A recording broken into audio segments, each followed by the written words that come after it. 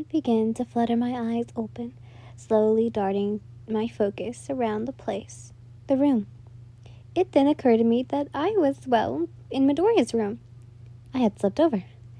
I looked over to his bed to see him sleeping soundly.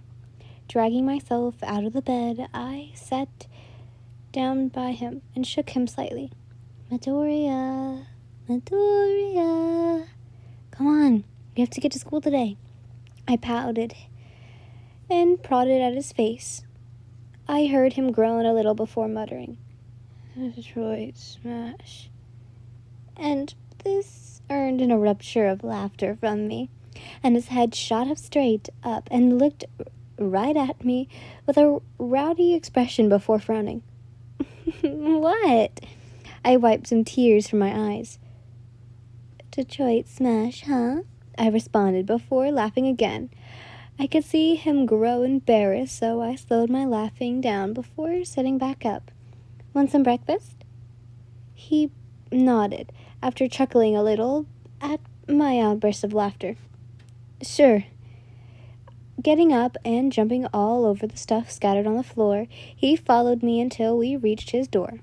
He led me down the hall into the kitchen before he picked up a loaf of bread and put 4 slices of bread into the toaster. We sat around and talked about general stuff as we waited. How long have you and Kachan been friends? He asked me as I sat on the bench, kicking my heels against the door against me. Kachan, you mean Katsuki, right? Well, we've been friends as long as I can remember. I told him with a hum. Why? I asked, genuinely curious as to why. And just like that, the toast popped up. He told me, don't know, you guys just seem pretty close. Knowing Kachan, he's usually really rude with everyone. As he said, rubbing the back of his neck. You're going to need a uniform, Midoriya said as we sat down trying to figure out what to do. Easy, I said, picking up his uniform from his bed.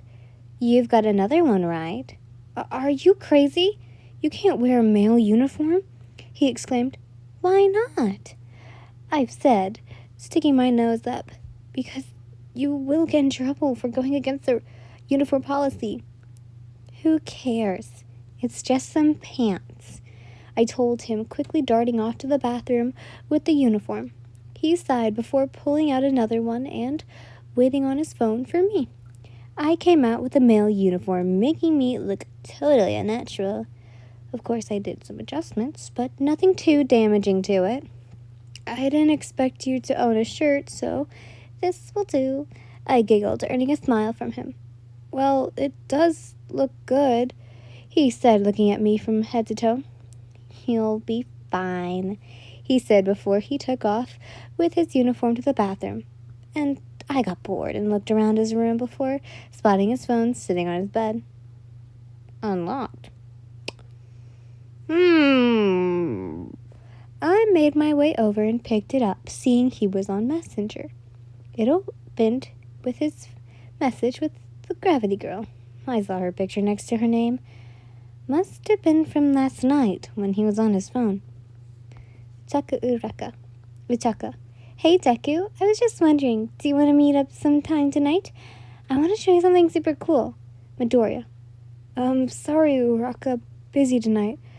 I've got someone over, maybe next time? Uraka. Oh, that's okay. Tomorrow after school. Midoriya. Sounds good. See you then. Uraka. Bye. I kind of feel bad now that I got in the way of him hanging out with Uraka. Crashing his place was pretty rude of me, too. I accidentally hit the home page of his message and saw there was a draft under my name. I clicked it and saw all of our messages. I also saw there was something that he didn't end up sending. Yinlin. Start of messages with Yinlin. Hey, Yin. I just wondering, with tonight's party, what should I wear? Something smart? Strange. Why didn't he send it? Did he realize how stupid of a question that was? I thought about asking him, what he meant, but then I realized I was snooping around in his messages. And that was kind of pretty rude of me, too. Gosh, I seemed like one of those crazy girlfriends that go through their boyfriend's phone. And he isn't even my boyfriend. Gosh, I'm so disrespectful. As I heard the door begin to creak open, I squished and threw his phone straight into the bed next to me, locked, of course. You okay? He asked, coming in now fully dressed. Yeah, I guess he gave me a little fright. I laughed a bit, nervously trying not to give myself away. He walked over and picked up his backpack while going into his cupboard and pulled out a spare for me. He was so generous for letting me borrow his stuff. He slightly threw it at me and I caught it before we made our way out to the kitchen. I plopped down into my seat. As soon as I made it to my classroom, Sue deciding to sit next to me so we could talk. As I went to open my mouth, I felt a sticky note get slapped on my face and looked down to see the small bag before me. I pulled the sticky note off my face and read it. Here's your stuff, idiot. I'm so sorry about last night or whatever. Lord Explosion Murder. I read before looking over to see Katsuki as he sat down and kicked his feet up on his table. A small smile crept its way onto my face as he just looked at the window.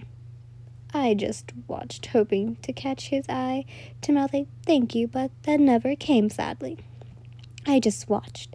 I probably looked like I was a creep for just watching him for a little too long before looking down and pulling my phone and wallet out of my bag.